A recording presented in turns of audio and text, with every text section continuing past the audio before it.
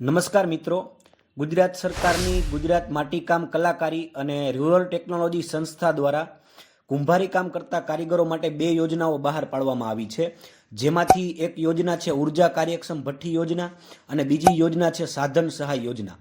મિત્રો, આ બંને યોજનાઓનો હેતુ માટીકામ કરતા કારીગરોની ઉત્પાદન પ્રક્રિયા સરળ બને અને આરોગ્ય સામેનું જોખમ ઘટે એટલા માટેનો છે।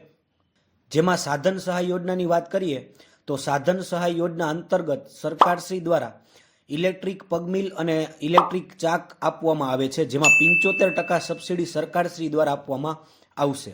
તેમજ ઉર્જા કાર્યક્ષમ ભઠ્ઠી યોજનાની વાત કરીએ તો આ યોજના અંતર્ગત ઓછામાં ઓછા 2 કારીગરોના જૂથ વચ્ચે એક ઉર્જા કાર્યક્ષમ ભઠ્ઠી સરકારશ્રી દ્વારા 100% સબસિડી દ્વારા આપવામાં આવશે।